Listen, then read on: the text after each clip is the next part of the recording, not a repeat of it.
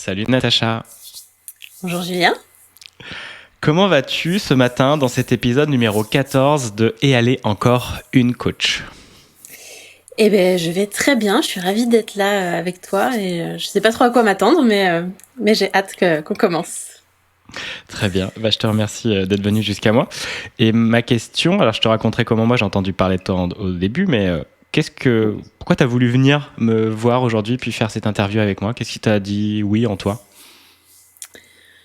J'ai un tempérament qui dit oui aux opportunités qui se présentent. Alors pas forcément naturel, mais en tout cas c'est quelque chose que j'ai développé avec les années parce que dans chaque proposition il y a du bon à apprendre et ça peut être aussi une occasion de partager mon message. Donc c'était voilà l'occasion.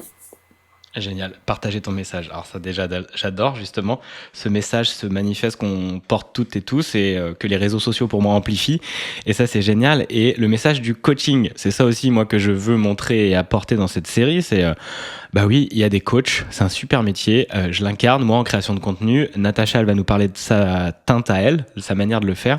Et en fait, c'est vraiment de montrer, de faire écouter ce qui s'y passe derrière cette étiquette, parce que ce n'est qu'une étiquette. Et évidemment, ça ne représente pas les personnes dans toute leur complexité. Et vous l'avez vu jusque les précédents épisodes, les 13 précédents épisodes. À chaque fois, c'est une personne assez différente. Et moi, je suis très nourri aussi de ça. Et ma première question serait, Natacha, comment tu te définis, toi? Est-ce que tu t'appelles coach? Est-ce que tu dis que t'accompagnes? Quelle est, en tout cas, cette phrase que tu présenterais? Je dis ça dépend. Ça dépend qui j'ai en face de moi. Et je dis plus effectivement que j'accompagne. En fait, je parle plus des personnes que j'aide que de mon étiquette.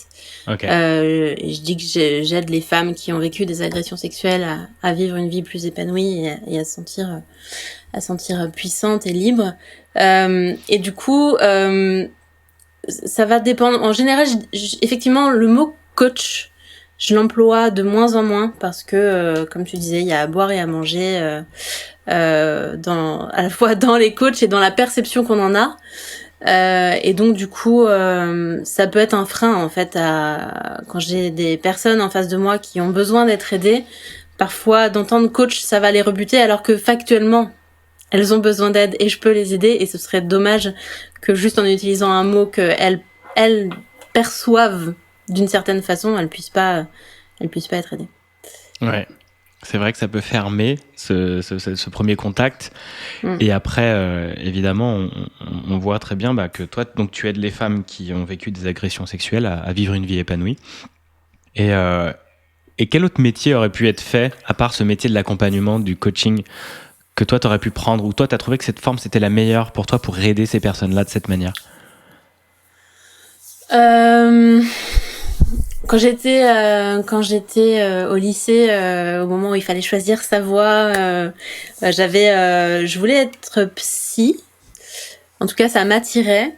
Et c'est quelque chose que j'ai laissé de côté. Je pense à l'époque parce que je pensais que c'était une orientation pour les littéraires, pour ceux qui avaient fait le bac L à l'époque, ça s'appelait comme ça. J'ai l'impression d'être vieille en disant ça. Je suis de cette époque. Et moi, j'étais de la filière scientifique, donc du coup, je pense que à l'époque, j'avais cette croyance-là qui faisait que je n'étais pas allée. Et alors, attention, parce que c'est quand même deux métiers différents, hein. Psy et coach, on n'est pas sur la même, sur le même plan, on va dire, et on est, je pense, assez complémentaires à plein de niveaux. Qu'est-ce que j'aurais pu faire d'autre comme métier?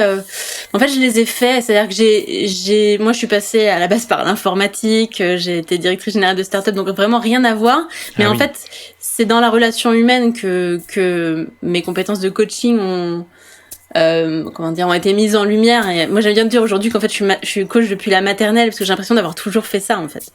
Donc, voilà, je sais pas si ça répond à ta question. Si, tout à fait. Et en fait, c'est ce côté de cet amour de l'être humain, de la relation humaine. Donc, coach depuis la maternelle, j'aime bien. En fait, le métier de coaching, on va voir un peu comment il est arrivé à toi, mais il trouve sa forme, ce cadre le mieux et le plus idéal pour toi pour accompagner ces femmes. C'est une question? Excuse-moi, j'ai pas... Je crois que c'était une affirmation. Non, en fait, ma question, c'est vraiment de savoir si, ouais, là, tu as trouvé aujourd'hui, sous la forme du métier de coach, la meilleure manière pour toi d'accompagner les femmes. Oui, parce que j'aurais pu... Je le fais un peu, mais pour l'instant, très à la marge. J'aurais pu, par exemple, faire de la formation. Ou créer ou écrire un livre, c'est en cours, mais il y a de la transmission, il y a des messages à donner, mais pour moi la meilleure façon d'aider une personne, c'est d'aller voir ce qui se joue en elle, sa façon à elle de l'avoir vécu, interprété, ancré en elle, et puis du coup, pour aller trouver ses propres solutions et pour l'aider à voir ce qu'elle ne voit pas par elle-même. Et on peut faire autant de formations qu'on veut, autant de bouquins qu'on veut. Alors, je pense qu'il y a peut-être des personnes très bonnes pour le faire. Moi, en tout cas, c'est pas mes compétences. C'est beaucoup plus facile de le faire en posant des questions et en étant face à face que, en étant en asynchrone dans la transmission quand ça va que dans un sens, quoi. Ok, très bien. Écoute, on va aller un peu plus creuser ça par la suite, mais d'abord j'aimerais bien tirer une carte pour ouvrir le champ et de savoir d'où tu viens, quel est le mouvement que tu as fait toi avant de devenir coach, et puis tu nous as parlé que tu étais directrice générale de start-up, que tu avais un peu cette filière scientifique ou quelque chose qui est assez différent de ce que tu vis aujourd'hui. Et donc du coup, je vais te demander de tirer soit une photo, un mot ou une question. Allez, photo. Allez, photo, c'est parti. Ça m'intrigue. Alors moi, ouais, je comprends. Donc j'utilise ces cartes point of view qui sont vachement bien. Et je vais les ouvrir devant moi, je vais poser l'intention, et puis je vais passer mon doigt, tu me diras stop quand tu veux. Ça marche ? Très bien. Ok. Alors, c'est parti. Chère carte, merci de nous montrer une photo qui va éclairer le passé de Natacha. Tu me dis stop quand tu veux. Stop. Alors, voici la carte. Est-ce que tu peux la décrire pour ceux qui écoutent juste le podcast ? Alors, c'est une photo de métro, qui semble pas être un métro français, mais en tout cas, un transport en commun, voilà, avec une femme devant et puis des passagers derrière. Très bien. Elle t'inspire quoi, cette photo, en lien avec ton passé ? Elle m'inspire ma vie d'avant, quand j'étais dans un métro boulot dodo où j'étais encore en train de suivre le chemin, plus le chemin que je pensais qu'il fallait suivre, plutôt que le chemin qui me correspondait. Et ça, alors même que j'avais fait des choix un peu différents de ceux de mes amis, c'est-à-dire que moi j'ai rejoint un projet start-up où j'étais en 4e année d'école d'ingénieur. Donc c'était par rapport à d'autres personnes de mon entourage, c'était déjà un peu ouf par rapport à juste aller chercher un stage et puis voilà, finir son année, ses études, machin.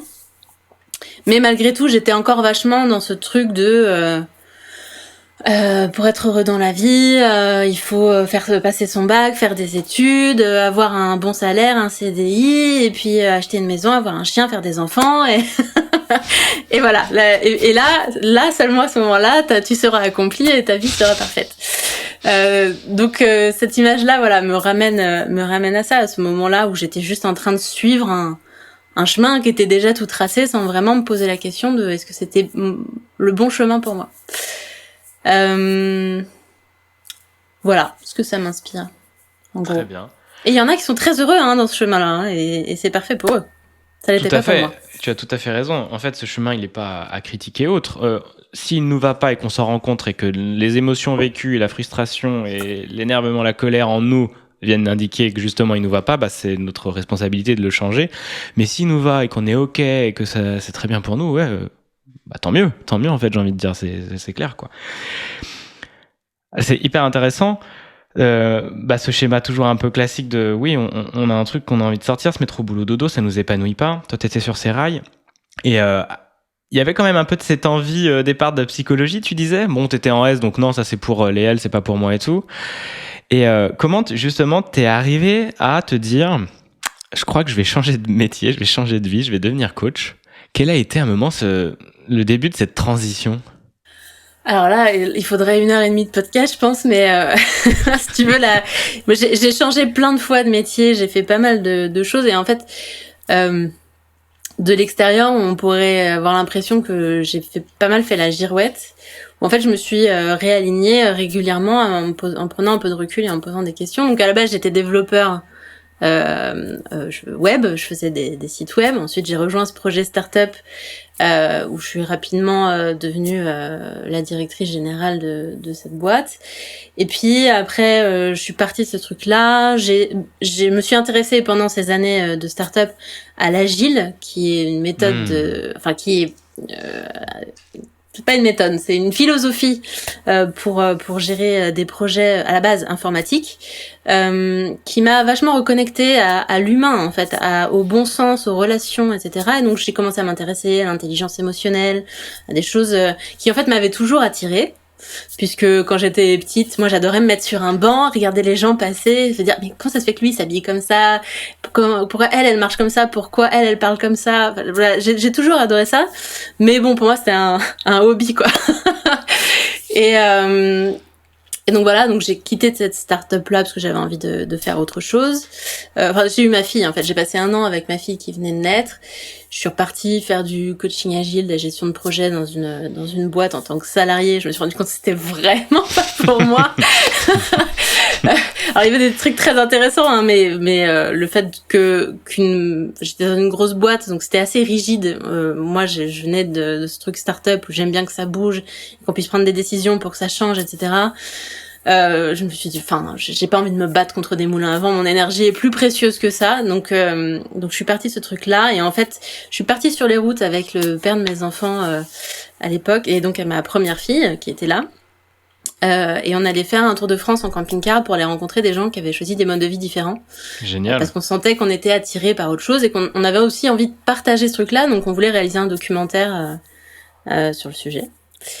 Et voilà, on a fait ça quelques mois et puis on a fini par partir de la région parisienne où on venait d'acheter une maison pour aller s'installer au fin fond du Limousin pour créer un écolieu.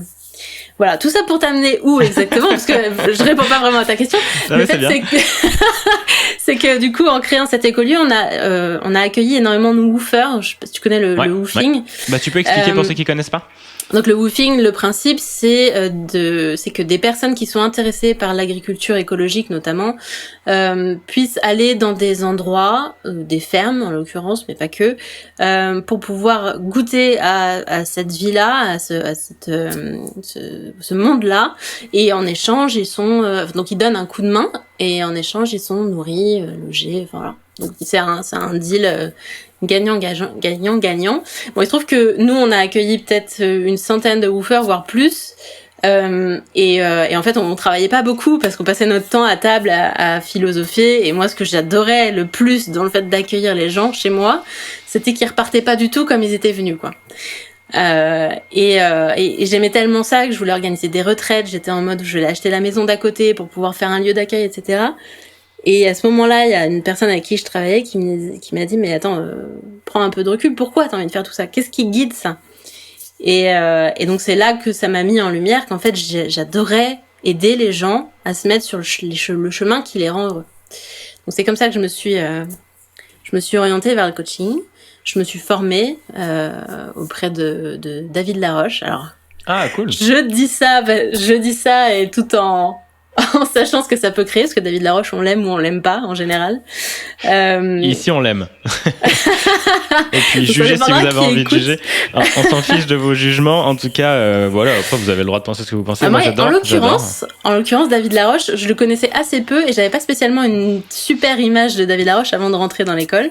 Par contre, ce qu'il proposait dans l'école m'avait vraiment séduite. Et tu vois, tu disais tout à l'heure, c'était pas compatible avec l'esprit scientifique quand j'avais amené ce truc-là. Et en fait, justement, c'est ce truc-là qui est hyper intéressant, notamment avec David Laroche, mais en fait, globalement, quand tu t'intéresses au coaching, c'est qu'il y a aussi une dimension scientifique. Ouais. T'as tout ce qui va être neurosciences, toute tout ce qui se passe d'un point de vue biologique, physiologique, notamment là dans le cadre des traumas, puisque moi, c'est un sujet qui revient évidemment beaucoup. Donc il y a cette dimension scientifique aussi dans le coaching. C'est vrai, tout à fait. Et puis quand tu parles de ça, je vois tout de suite avec David Laroche ou les partages qu'il peut faire ou autre. J'adore cet équilibre justement entre Mm. le côté très aussi scientifique, le très yang, et puis le yin aussi de l'émotionnel, de Mm. l'intelligence émotionnelle et de ce beau yin yang qui fonctionne en harmonie et qui a toute sa place. Et donc du coup, tu te sens de nouveau complète toi dans ces deux polarités qui s'équilibrent en Carrément, toi ouais, avec ça. il y a un équilibre entre la spiritualité, la science, la relation, l'humain. Enfin, il y a vraiment. Ouais. Pour moi, c'est un beau métier qui allie tout ça, quoi. C'est clair. C'est clair que c'est un très beau métier qui permet d'allier tout ça et avec sa teinte Mm. particulière. Et toi, tu dis donc que tu aides les femmes qui ont vécu des agressions sexuelles. Tu parles de trauma. Et il y a quelque chose qui m'a marqué quand je le vois, parce que moi j'aide aussi les personnes à oser prendre la parole, à oser exprimer ce qu'elles ont traversé sur les réseaux sociaux. Et il y a une grande peur du jugement, il y a une grande peur de vulnérabilité que de montrer ces traumas ou ce qu'on a pu traverser et de là où on vient, mais qu'on en a fait une force en tout cas quand on a cheminé.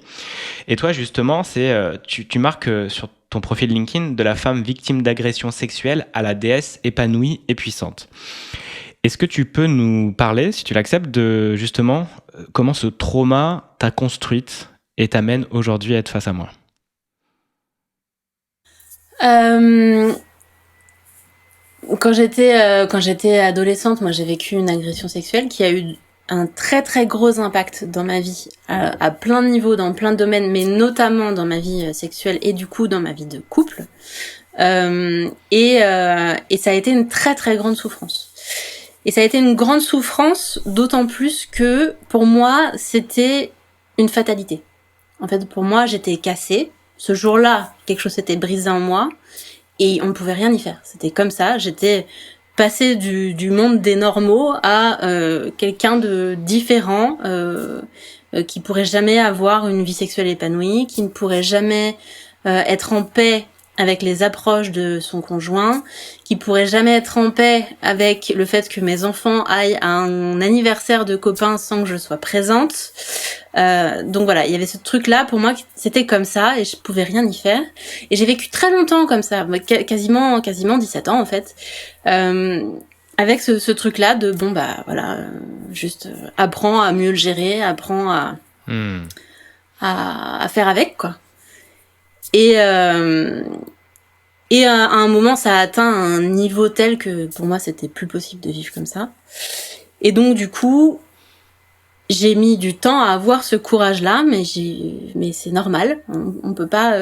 Il faut attendre d'être prêt. À un moment, on est capable d'être assez peut-être confortable dans sa vie ou autre pour se dire ça y est, là c'est bon, c'est le bon moment pour moi. Ou alors c'est quand la douleur est beaucoup plus grande que la peur. En tout cas, je suis arrivée à ce stade-là où je me suis dit bon là j'y vais, et j'y suis allée à fond. Je suis allée voir des psys, j'ai tout fait, je crois. J'ai fait psy, médium, EFT. Non, j'ai pas fait EMDR. J'ai fait quoi j'ai fait des trucs par le corps, j'ai fait des libérations émotionnelles. Enfin, j'ai fait énormément de choses.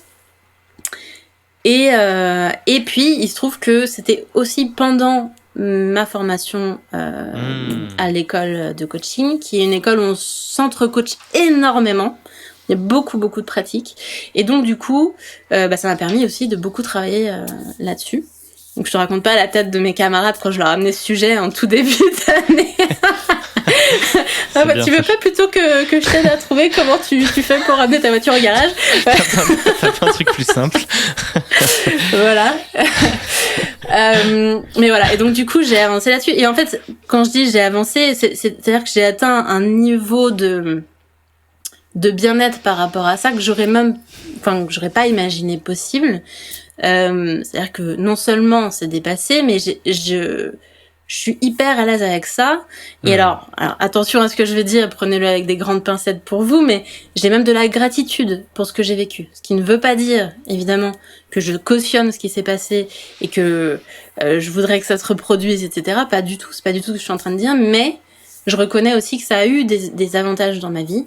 Et ça m'a permis notamment de découvrir des choses incroyables.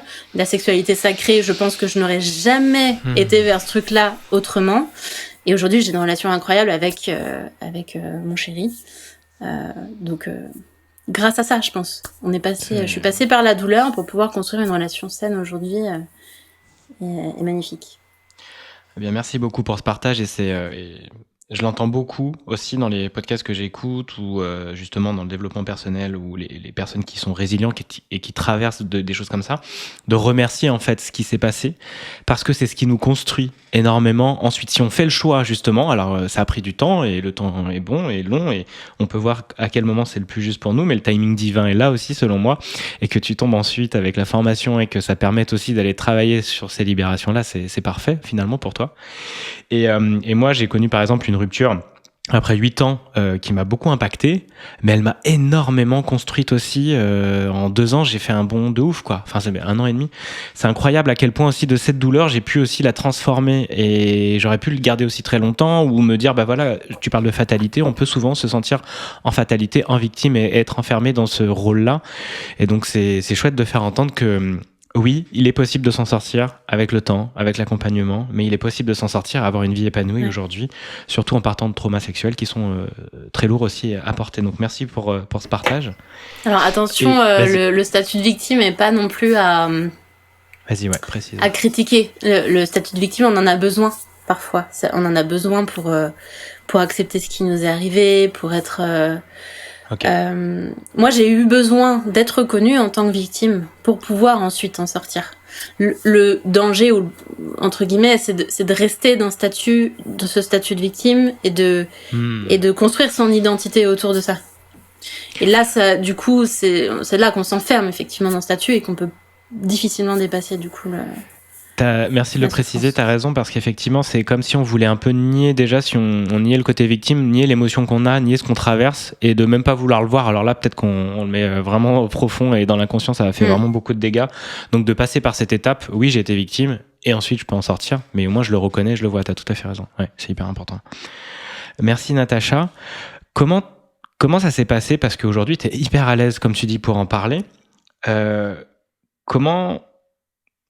Quel a été ce moment où tu t'es dit, de ce que j'ai vécu, je peux en parler déjà au monde entier, en parlant sur les réseaux, mais surtout aider les personnes qui ont également traversé ça. Est-ce que ça t'est arrivé très vite ou pas, ça?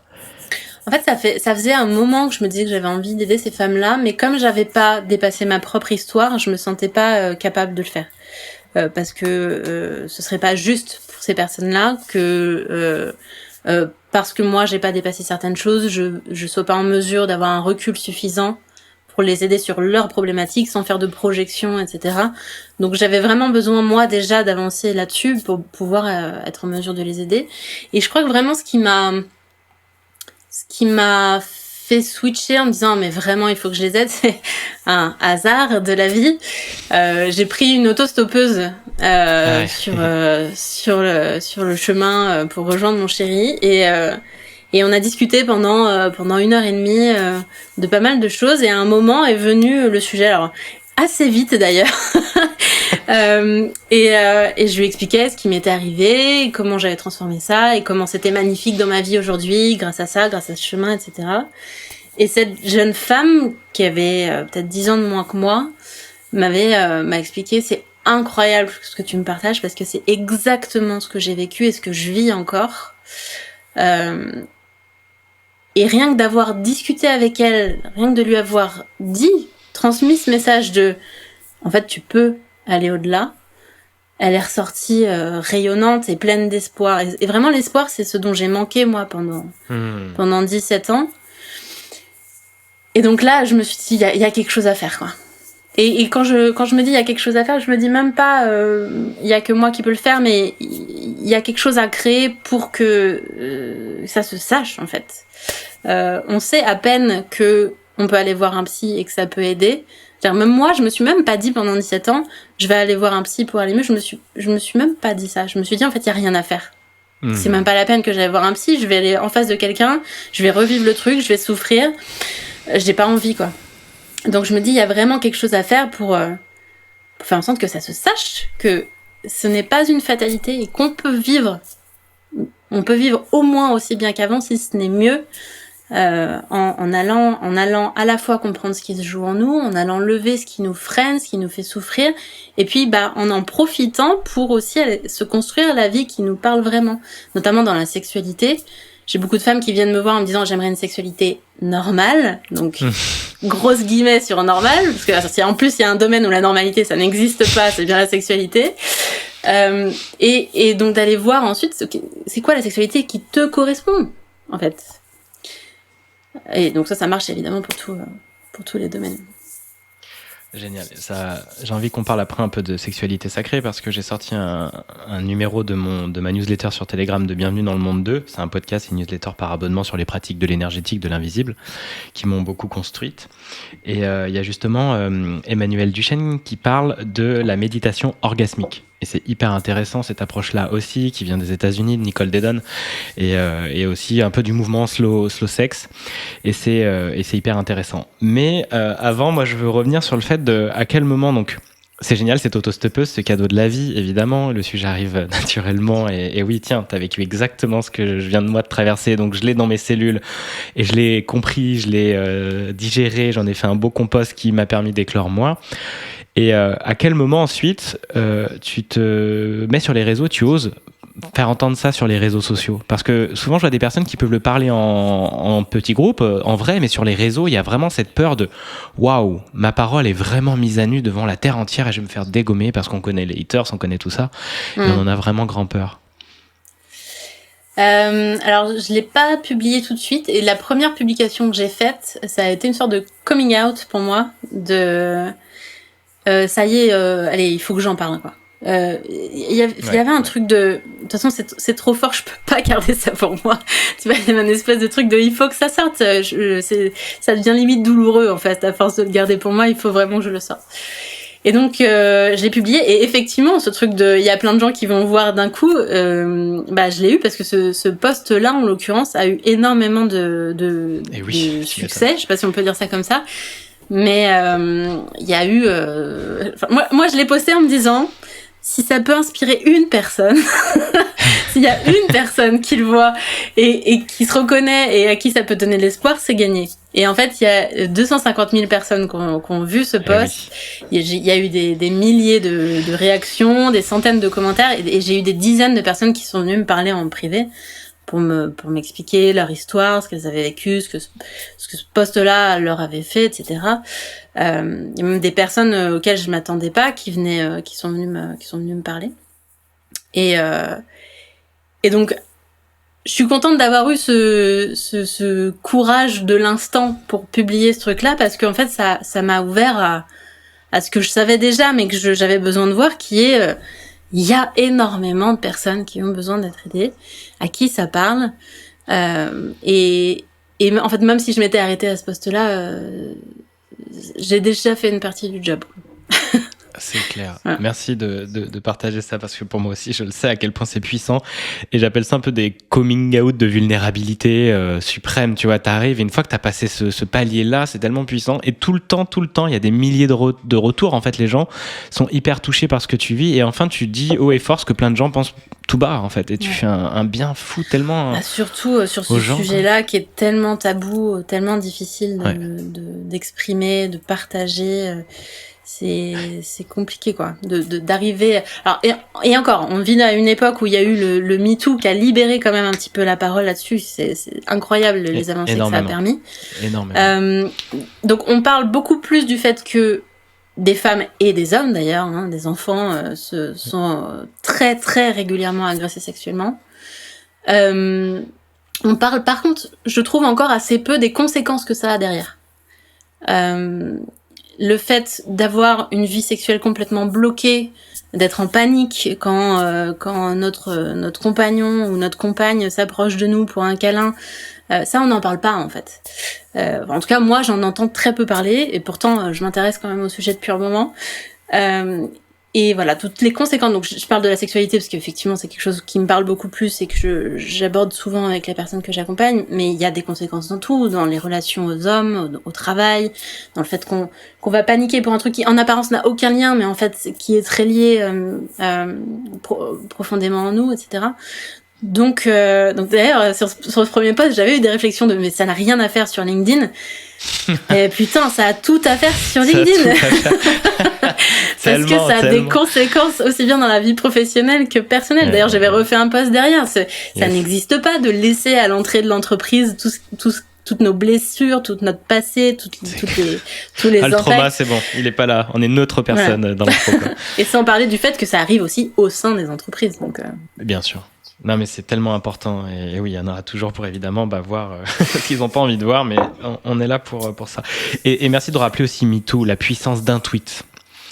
Un tweet, mais qui a changé le monde, en fait. Qui a changé, qui a libéré la parole des femmes, qui a fait rentrer presque l'ère mondiale dans quelque chose d'autre, en fait, dans la libération de la parole. Il y a eu tellement de choses après ça. Et c'est vraiment la puissance du réseau social, en fait, de pouvoir toucher des mondes avec notre histoire propre, évidemment, avec quelque chose qui est au plus profond de nos cellules, qu'on a vécu, qu'on a transformé ou qu'on est en train de transformer. Et je trouve ça vraiment, vraiment chouette d'en avoir conscience. Et ce que tu as dit tout à l'heure, tu peux aller au-delà, en fait, à cette autostoppeuse. Toi aussi, tu peux aller là et c'est possible, cette voie-là, tu vois. De montrer, oui, en fait, moi, je l'ai fait. Il y en a peut-être plein qui en ont pas conscience, mais c'est possible en fait. Ou peut-être même je suis la seule et j'aime bien les champs attracteurs dont parle David Hawkins sur l'échelle des niveaux de conscience. Je sais pas si ça te parle, allez-y, regardez sur internet si vous voulez.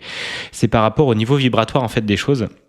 Et il y a vraiment cette puissance de monter dans le courage, de monter dans la création de ce qu'on dit, de ce qu'on fait, et on crée un nouveau champ attracteur. Le fait d'oser le dire, toi, tu crées une réalité nouvelle qui a toujours été là, mais un jour, tu l'incarnes dans la matière. Et juste d'entendre cette parole, c'est souvent ce modèle ou cette personne qui d'un coup, tiens, elle se met à faire le 100 mètres en moins de 10 secondes. Et ben après, tout le monde se met à le faire. Et en fait, ça crée une nouvelle réalité que de parler, oui, c'est possible de sortir d'un trauma d'agression sexuelle. Et moi, j'ai incarné ça. Donc toi aussi, tu peux le faire parce que si je suis là et que je crée cette vibration-là, plein de gens peuvent s'y reconnecter. Et je trouve ça génial, en fait. Donc la prise de parole est hyper importante. C'est intéressant.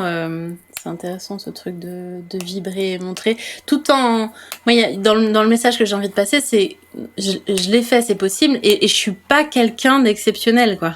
Je suis une personne lambda. Ce n'est pas parce tu es que quelqu'un moi d'exceptionnel comme chacun et chacune de nous, mais voilà. En fait mais... j'entends ce que tu veux dire, vas-y, c'est hyper intéressant. Enfin voilà, que ça peut arriver à tout le monde, et c'est pas parce que j'ai des capacités particulières que j'ai pu le dépasser. C'est pas parce que je sais pas, plus intelligente ou plus instruite ou ce que tu veux, c'est pas le cas.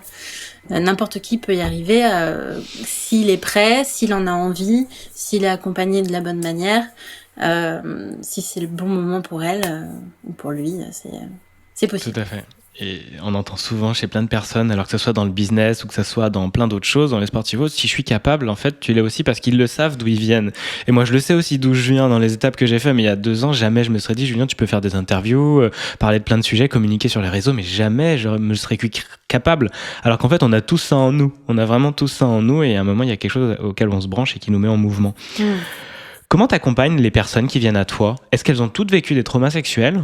Ou elles ont des problématiques liées à la sexualité, mais pas forcément avec un trauma, mais la sexualité dans le couple et avec le partenaire. Parce que de toute façon, tu n'accompagnes que des femmes, comme tu le disais, je crois, sur ton profil LinkedIn. Mais est-ce que tu peux me parler un peu plus d'elles ? Alors, j'accompagne pas que des femmes. Okay. Je m'adresse aux femmes, mais il y a aussi des hommes qui viennent à moi. Okay. Parce que le sujet est pas tellement différent en fait, sauf que les hommes vivent pas dans le même le monde n'est pas le même pour les hommes et pour les femmes. Donc on vit pas avec les mêmes injonctions, les mêmes attentes de la société, et donc du coup on se raconte pas forcément les mêmes histoires. Donc du coup c'est des sujets qui sont à la fois très ressemblants et différents. C'était quoi la question, pardon, du coup j'ai oublié. C'était justement comment tu accompagnes les femmes qui viennent à toi. Est-ce qu'elles viennent avec tous des problèmes liés au trauma sexuel, ou alors leur sexualité en général, ou autre chose peut-être ? Elles viennent, alors ça peut être des sujets assez différents, mais avec ce point commun je pense que ce que je vis aujourd'hui est lié à ce que j'ai vécu. Soit parce qu'elles sont déjà allées voir des psys qui ont mis ça en lumière, soit parce que c'est quelque chose dont elles sont intimement convaincues et elles veulent avancer sur des sujets différents, donc certaines sur leur sexualité, d'autres sur leur relation. Il y a beaucoup de notions de relations, soit la relation à leur mari, la relation à leur famille, à leurs amis, etc., ou à leurs enfants aussi. Donc elles viennent pour pour changer des choses dans leur vie qui leur conviennent pas, en ayant soit des soupçons, soit conscience que ça a un rapport avec ce qu'elles ont vécu dans leur passé. Ok. Très bien. Et comment tu les accompagnes, toi? Sous quelle forme ils sont tes accompagnements? Alors on est à distance, comme on est là aujourd'hui sur Zoom. Ok. Et puis donc c'est du coaching, donc on est dans de la discussion par le questionnement. Et puis donc ça se fait en plusieurs étapes. Au départ, on va aller voir ce qui est vraiment important pour elle, parce qu'entre le sujet que t'amènes et ce qui est vraiment important pour toi, parfois il y a un monde. Donc on va d'abord mettre de la clarté là-dedans entre ce que je vis et ce dont j'ai envie pour la suite, pour pouvoir vraiment mettre l'énergie sur ce qui est le plus important. Parce qu'on peut aller direct attaquer le sujet, le problème avec lequel on vient, et en fait se rendre compte à la fin de l'accompagnement que c'était pas ça en fait la vraie intention derrière. Toi, tu peux venir avec l'idée que, je vais dire n'importe quoi, mais tu peux venir avec l'idée qu'en fait tu veux une sexualité normale, alors qu'en fait ce que tu veux profondément, c'est avoir une relation de transparence avec ton mari, ce qui en fait a pas forcément de rapport direct. Tu peux traiter l'un sans traiter l'autre potentiellement. Voilà. Et donc du coup, on va aller chercher d'abord ce qui est vraiment le plus important, et puis on va aller voir chacun des sujets les uns après les autres. En général, on commence avec un pack de séances, donc on sait combien de temps on a ensemble pour pouvoir aller aborder tel ou tel sujet, ce qui permet de prioriser dans ce qui est le plus important, ce qui n'empêche pas après de continuer, mais en tout cas de commencer vraiment sur ce qui est le plus important. Et donc souvent on va tourner autour de la culpabilité qu'on peut ressentir, qui est un des premiers sujets qu'on va aller traiter, parce que tant qu'on ressent de la culpabilité, c'est compliqué d'avancer sur le reste. Et puis après, on va aller chercher, voir ce qui reste, qu'on a envie de mettre en place, ce qu'elle peut mettre en place et qu'elle a envie de mettre en place pour pouvoir avancer vers ce qui est important pour elle. Ok. Et donc, c'est des packs de plusieurs séances, 6, 10, c'est plutôt sur du long terme, en fait. En général, c'est 8-10 séances. Ouais. Ok. Ce qui est nécessaire. Mais c'est pas si long terme que ça. Hein. Ok. Alors, c'est nécessaire, ça dépend. J'ai une femme en 5 séances, c'était plié. Et c'était génial. Et pour un traumatisme, d'ailleurs, je pense que je vais publier son témoignage dans pas très longtemps. Il est incroyable. C'est pour un traumatisme qui durait depuis 35 ans. Alors, attention, je traite pas le trauma. Je suis pas psy. Je le dis comme ça haut et fort, peut-être comme ça on arrêtera de m'embêter avec ça. Je ne suis pas psy, je ne traite pas le trauma, mais par contre ça n'empêche pas que quand on va avancer sur les sujets, à un moment il y a aussi des choses qui se décoincent par rapport au trauma. Et donc du coup elle a levé des choses qui étaient profondes en elle, qui la faisaient souffrir depuis 35 ans, grâce à ce qu'elle a pu mettre en place, qu'on a pu discuter ensemble, en 5 séances. C'est-à-dire qu'on arrivait à la 6e séance, et je lui ai dit, bon, alors, t'as envie d'avancer sur quoi aujourd'hui? Elle me dit, en fait, tout va bien. Génial. Ah, bon, d'accord. Donc voilà, mais ce qui n'empêche pas qu'on continue quand même, parce qu'il y a toujours des petites choses sur lesquelles t'as envie de peaufiner derrière. C'est-à-dire que le gros a été levé, mais après, t'as toujours envie d'avancer. Enfin, même moi qui me sens relativement épanouie dans ma vie, je continue à me faire coacher, parce que je sais qu'il y a toujours des choses que j'ai envie de faire progresser. Il n'y a pas un moment, ça y est, c'est bon, j'ai tout traité, je suis tranquille. Enfin, c'est un travail permanent, puis c'est hyper génial de plonger de plus en plus en profondeur, et on comprend de plus en plus des choses avec des teintes et de la subtilité différente. Mais quand tu dis je traite pas les traumas, pour moi, en vrai, en coaching, tu travailles, en fait, tu libères. Et je trouve que c'est beaucoup plus rapide que la psychologie. Je suis pas en train de critiquer la psychologie, mais pour moi, il y a le côté action du coaching, il y a le côté on voit les croyances limitantes, on vient agir, et en fait, très rapidement, comme ta cliente le montre, on peut faire des changements, mais genre des sauts quantiques dans sa vie, alors que ça fait 30 ans qu'on se trimballait un sacré paquet de trucs dans nous. Hein. Et je trouve que la puissance du coaching, c'est aussi ça. Ça libère des traumas. C'est effectivement possible. Moi, je promets pas que je vais lever un trauma, parce que c'est pas mon travail. Il y a effectivement des techniques de coaching qui permettent de soulager pas mal de choses, et effectivement qui peuvent t'aider à dépasser un trauma. Maintenant, le traumatisme, il faut faire attention. Il y a différents niveaux, il y a différents degrés, enfin différents types en fait. On appelle ça des types. Et il y en a qui sont plus ou moins, je sais pas le mot, mais qui sont, dans lequel moi je me sentirais pas en tout cas d'aller pour l'instant. Notamment les traumas qui sont encore en cours. Moi, c'est des trucs où je me sens moins à l'aise. D'intervenir. Après, il y a ça dépend en fait. Le trauma en lui-même, je me sens pas d'intervenir. Par contre, aider la personne à faire en sorte que, par exemple, ça s'arrête ou qu'il y ait des choses qui évoluent, ça, par contre, c'est aussi possible. Voilà, bon. C'est du cas par cas, de toute façon. Ça va dépendre de toute façon, effectivement. Et puis, moi, je suis aussi connecté à la spiritualité, vraiment confiance à la vie, amener les personnes avec lesquelles je vais pouvoir travailler, avec lesquelles je vais pouvoir avoir une action où il y aura le juste équilibre, en fait. Et si ça me dépasse, la vie me l'amènera pas, en fait. Et ça, c'est pas à moi de travailler avec cette personne, la vie ne m'amènera pas non plus, cette personne. Donc, et puis, même sans, pour ceux à qui ça parle pas, cette histoire d'énergie, même d'un point de vue très pragmatique, il y a aussi il y a le feeling qui passe quand même, qui est important dans le coaching. Une personne qui va pas se sentir à l'aise ne va pas venir vers toi de toute façon. Et donc, de toute façon, c'est un match énergétique, c'est une rencontre. Ça ne se fera pas dans tous les cas, et il y aura un truc qui va bloquer, et puis voilà.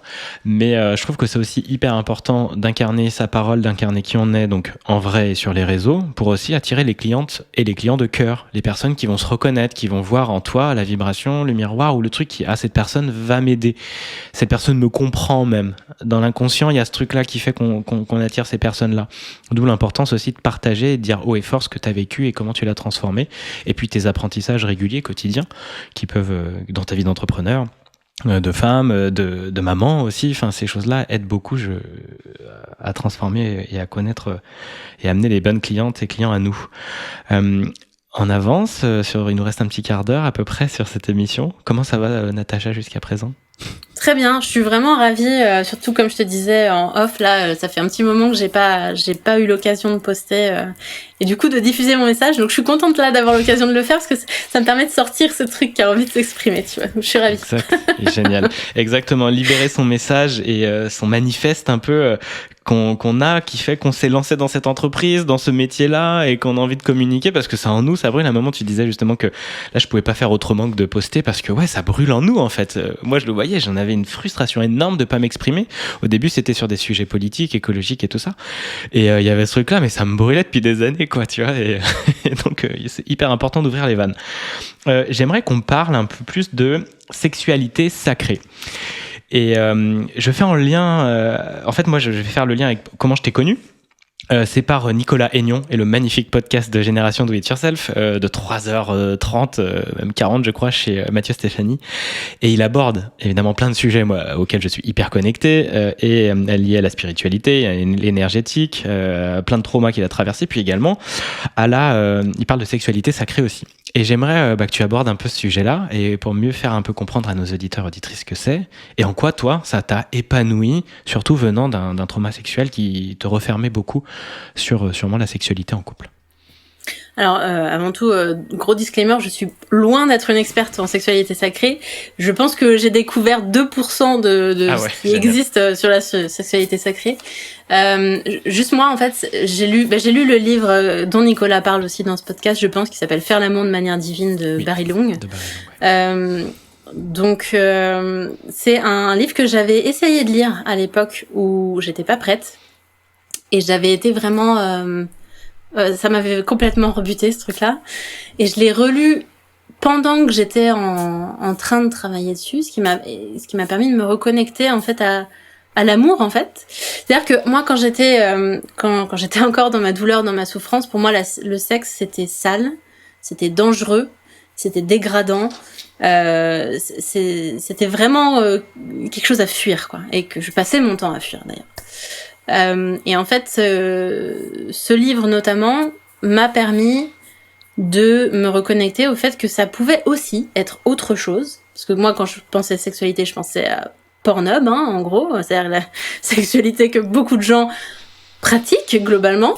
Et donc j'ai découvert que en fait la sexualité, ça pouvait aussi être beau, ça pouvait aussi être pur, ça pouvait aussi être source de guérison. Et du coup, ça m'a vraiment beaucoup parlé, le fait en fait, j'ai compris le terme faire l'amour, tu vois. J'ai compris que dans faire l'amour, il y avait amour dedans. Et donc ça m'a permis de me connecter à ça et à découvrir que je pouvais aussi créer ma sexualité qui me correspond. Ce truc, en fait, que inconsciemment, j'avais toujours cherché, mais que j'avais jamais trouvé dans la sexualité. Parce que, encore une fois, pour moi, il y avait des chemins tout tracés. La sexualité, c'est comme ça. Donc voilà, et j'ai pas beaucoup plus exploré que ça en fait, mais juste d'avoir réussi à me connecter à ce truc-là, pour moi ça a changé ma vie sexuelle notamment, mais aussi ma vie de couple, etc. Parce que parce qu'on est dans un autre monde en fait, on n'est plus du tout dans la même façon de voir les choses. Voilà. Tout à fait. Et dans l'édito que je me faisais hier par rapport à la méditation orgasmique, c'était aussi ce côté de une sexualité, on arrête de bouger dans tous les sens et on revient à l'essence. Et en fait, à se connecter, la méditation orgasmique commence aussi par de la méditation au départ, être l'un en face de l'autre, il y a aussi beaucoup ça dans le tantra. Et d'être dans le ressenti, d'arrêter dans la projection de toute façon il y aura une pénétration, de toute façon il y aura une éjaculation, il y aura tout ça. Non, en fait c'est là, on est dans le moment, on est dans le corps et tout, et c'est vrai que c'est très dissonant. Il faut que j'atteigne l'orgasme, il faut que j'atteigne l'orgasme. Voilà. Si j'ai pas ça, en fait ça sert à rien, ce n'est pas faire l'amour ou autre. Et effectivement, c'est ces objectifs, ces attentes qu'on a beaucoup parce que on est teinté de tout ça dans notre société. Eh bien, de plus en plus, on commence à faire ses pas de côté et à revenir à des choses complètement différentes. Et je trouve que ça aussi, c'est un sujet qui est en train de s'éveiller beaucoup. J'en entends de plus en plus parler. Et parce qu'évidemment, il y a des choses, à un moment, on en a marre. On en a marre de soit cette sexualité doit être comme ça, et en fait, non. On commence à se rendre compte que le porno, mais ça détruit tout. C'est très polluant énergétiquement aussi. Par rapport aussi à notre masculin. En tant qu'homme, on s'enferme dans ces représentations-là. Il y a beaucoup de culpabilité. Puis c'est très violent pour la femme aussi. Enfin, il y a tout ça qui est en train vraiment de se défaire. Alors évidemment, il n'est pas la Terre entière qui est en train d'avancer aussi vite que ça, mais je trouve qu'il y a un grand pas qui va vers ça et qui justement mettra de la conscience et qui empêchera d'avoir aussi des agressions sexuelles, aussi cette domination dans l'aspect intime que beaucoup ont pu connaître, quoi. Et tu recommanderais de lire ce livre, toi?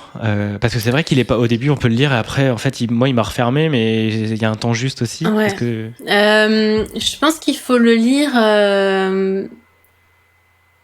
si on est capable de se connecter à l'amour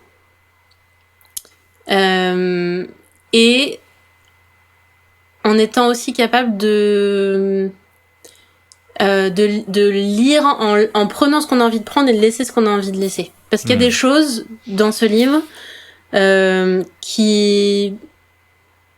Bon, il y a une certaine approche, on va dire, de certains points de vue auxquels moi j'adhère pas forcément à tout ce qu'il y a dans ce livre. Mais notamment toute la première partie sur l'histoire des hommes et des femmes, etc. Bon, on adhère ou on n'adhère pas, c'est le lire comme une histoire, comme un conte, et puis aller tester ce qu'il propose dans la deuxième partie du livre. Voilà. Donc oui, je le conseille si on a envie de s'intéresser au sujet, et puis d'avoir envie d'évoluer, de tester autre chose en fait. Et qu'est-ce que ça a apporté à ton couple? Une façon de faire l'amour complètement différente. Moi, une libération parce que même si j'avais beaucoup travaillé sur moi à ce moment-là, je pense que ça a terminé mon travail quelque part sur le sujet. Parce que ça a fait passer dans le corps ce que j'avais réussi à exprimer. Je l'ai aussi fait par de la libération émotionnelle, mais ça... Bah, tu vois, dans le podcast, Nicolas Agnon disait qu'il faisait l'amour pendant des heures. Bah oui, voilà, nous aussi, c'est comme ça que ça se passe. Alors on n'est pas obligé, hein, mais ça peut aussi, et c'est intéressant. Ouais. Ça c'est pour le côté très factuel. Ça change la relation et pour moi c'est un moment de connexion en fait, plus qu'un moment de décharge. Exactement. Exactement, c'est très juste. Merci pour ce partage. C'est une vraie connexion, c'est une connexion complète et vraiment puissante. Génial. Alors moi, je suis un peu en train d'explorer tout ça, je suis qu'au début, mais c'est vraiment ces retours que j'entends et c'est vraiment puissant. C'est vraiment cool. Merci beaucoup Natacha. On arrive tranquillement vers les dernières minutes de cette émission. J'aimerais aborder un aspect plus financier en fait de ta pratique. Est-ce qu'aujourd'hui tu as les clients et les clientes que tu veux, tu sens que ton activité est viable, circule comme tu veux, est-ce que tu te sens épanouie par rapport à ça? Je suis en cours de stabilisation, on va dire. Parce que j'aide ces femmes-là. Jusqu'à maintenant, j'aidais aussi des personnes un peu plus dans un cadre un peu plus général, à être au clair sur ce qu'elles ont envie de vivre dans leur vie. Et notamment, c'est un accompagnement de groupe, un mastermind de 6 mois où il y a vraiment une cohésion de groupe qui permet d'avancer et d'être toujours focalisé sur ce qui est le plus important. Donc là, je suis en cours de stabilisation de tout ça pour pouvoir être un peu plus, un peu plus sereine sur les mois qui viennent. Enfin, voilà, c'est un peu au compte-gouttes, on va dire. Enfin, en tout cas, c'est pas très prévisible. Donc, je suis dans cette phase-là où j'essaie de stabiliser ça pour pouvoir être plus sereine, savoir un peu plus prévoir sur les mois qui viennent. Ouais. Parce que je pense que cette sérénité, elle est au service des gens que j'accompagne. Bien sûr. Donc, voilà. Ça fait combien de temps que tu t'es lancée, toi ? Alors, ça fait 2 ans et demi que je suis officiellement coach, puisque je te dis, je pratique depuis la maternelle. Ouais. Mais ça fait 2 ans et demi et les femmes, je les accompagne spécifiquement depuis l'année dernière. Ok, très bien. Parce que c'est intéressant aussi de savoir un peu dans les parcours des coachs différentes aussi comment on arrive aussi à... Est-ce que c'est une activité, c'est une entreprise et comment on la développe, comment aussi on arrive à vivre de ça, enfin en tout cas à gagner son argent grâce à ce métier qui nous éclate et parce que également c'est aussi de la sérénité pour nous, quoi. De cette sécurité financière, ça nous permet d'être alignés dans ce qu'on fait et de pouvoir aider les personnes au mieux et pas être avec ces mots-là. Toi, tu es contente de la manière dont se développe cette activité, t'as pas envie là de modifier des choses. Tu sais que là t'as trouvé des bons rails sur cette activité de coaching. Il y a plein de choses qui sont perfectibles qu'on peut modifier. Il y a plein d'axes de progression. Moi, mon ambition, elle se limite pas au coaching. J'ai vraiment envie de créer une entreprise, un organisme, quelque chose qui peut vraiment porter ce message à plus grande échelle. Je suis ravie, vraiment j'adore aider les personnes en face à face. J'ai aussi envie de pouvoir contribuer à plus grande échelle pour que à la fois on puisse aider plus de personnes que ce que mon temps le permet en face à face, mais aussi qu'on puisse diffuser ce message de manière beaucoup plus globale, de pouvoir aller voir que n'importe quelle personne, depuis le plus jeune âge, sache que ce sont des choses qui peuvent arriver, que si ça arrive, on peut se faire aider. Comme on sait que quand la maison elle brûle, on appelle le 18, et quand on vit quelque chose de difficile, on peut se faire accompagner par tel ou tel type de personne. Il n'y a pas que les coachs dans la vie, il y a aussi d'autres approches qui peuvent mieux te correspondre à certains moments de ta vie. Voilà, pour moi c'est important ça, que ça se sache, que tout le monde sache que c'est possible et même de pouvoir diffuser de quoi se soulager déjà soi-même avant d'aller voir d'autres personnes éventuellement, de pouvoir faire ce chemin progressivement. C'est génial, et oui, d'impacter encore plus grand. Et donc tu as un livre, tu parlais d'un livre tout à l'heure qui est en préparation ? Pour l'instant, les idées se réunissent. J'ai pas encore commencé à l'écrire, mais il s'écrit dans ma tête pour l'instant. Génial, ok. Et donc après, tu te dirais genre des conférences, des immersions, ou en tout cas porter ce message de plus en plus loin. Ok, génial. Bon c'est cool. Merci beaucoup Natacha pour tous ces partages. Avec grand plaisir, merci à toi. Je te propose de terminer avec une question ou un mot, vu qu'on a déjà tiré les photos, pour ouvrir le champ et voir un peu ce que ça t'inspire et comment on peut terminer cette interview. Un mot ? Tu choisis quoi ? Un mot ? Alors, sur un mot. C'est parti. Alors, chère Carte, merci de nous partager un mot pour que Natacha fasse l'ouverture et la transition de fin de cette interview. Tu me dis stop quand tu veux. Stop. Ah. Jugement. Ouh. Jugement. Lourd de sens ce mot. Oui, que t'inspire ce mot ? Que m'inspire ce mot ? Alors, il m'inspire à la fois pour les coachs et à la fois pour les personnes qui peuvent aller voir les coachs. Pour les coachs, évidemment, un coach n'a pas de jugement. Un bon coach ne juge pas son coaché. C'est essentiel. C'est essentiel. Quel que soit le sujet qu'on aborde, et d'autant plus quand on parle de sujets qui sont tabous, qui sont difficiles, etc., comme je peux le faire moi avec le sujet, il n'y a évidemment jamais de jugement, même pour les trucs les plus farfelus qu'on peut imaginer.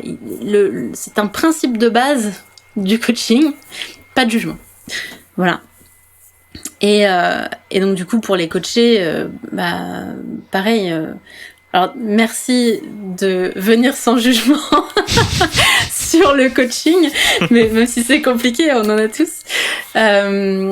Mais surtout de pas craindre du coup le jugement du coach. Et si vous voyez un coach qui vous juge, fuyez, fuyez parce que ça va pas donner grand chose. Changer, fuyez, voilà, ouais, t'as raison. Très bien, merci beaucoup Natacha.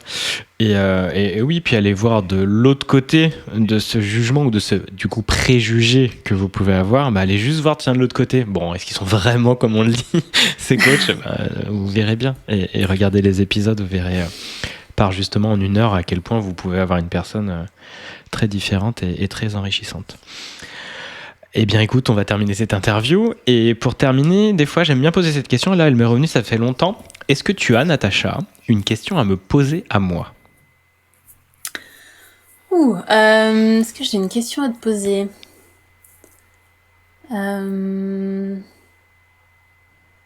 Qu'est-ce qui est le plus important pour toi, là, maintenant? Une belle question de coach. Qu'est-ce qui est le plus important, là, pour moi? Et en fait, tout de suite, il y a le mot argent qui est venu, parce que c'est un levier vraiment qui me manque en ce moment. En tout cas, pas en abondance. Et quand tu parlais d'impacter les gens, de faire de propager ton message plus loin, j'ai envie de faire des événements, j'ai envie de louer des salles, j'ai envie de faire des trucs et de réunir des gens. Et ce levier argent, cet outil-là, m'aiderait aussi à impacter plus grand ce message de prenez la parole, comme j'ai fait la semaine dernière, 3 jours avec des étudiants de l'ESG, on a fait une émission. Et c'est trop bien, j'adore ces moments où je crée ce cadre où allez, vas-y, exprimez-vous tel que vous êtes et kiffez. Et donc ouais, il y a cet outil argent qui me manque un peu et que je m'attelle en tout cas à faire rentrer en abondance dans mon entreprise. Mais c'est ça qui me manquerait aujourd'hui. Ok, merci. Merci Natacha. Et comment tu repars de cet échange avec moi et de cette heure passée ensemble? Ravie, comme je te disais, d'avoir pu partager ce qui était important, ce message qui est important pour moi. Ravie d'avoir pu échanger, puis d'avoir fait ta connaissance aussi. Ravie d'avoir pu échanger sur le coaching, sur ces sujets de sexualité. Si ça peut inspirer certaines personnes, ce sera avec grand plaisir d'ailleurs qu'on ait vos retours, que ce soit sous le post de Julien ou directement sur nos comptes respectifs. Ce sera avec grand plaisir de vous lire. Carrément. Et puis je mettrai dans la description toutes les infos pour retrouver Natacha. En particulier sur LinkedIn ou tu communiques ailleurs? Je suis aussi sur Instagram. En ce moment, je communique pas beaucoup, mais je suis là. Je vous lis si vous m'écrivez, je vous lis. Ok, très bien. Eh bien, merci beaucoup pour votre écoute et pour votre suivi. Et puis, je vous souhaite une belle soirée, une belle journée. Et puis, kiffez bien. Et n'hésitez pas à aller voir des coachs et à traverser ce qui vous pèse parce que c'est un métier qui peut vous aider. Il y en a plein d'autres. Mais en tout cas, le coaching, pour moi, c'est vraiment un métier génial pour ça. C'est des belles rencontres. Je vous dis à très bientôt. Merci.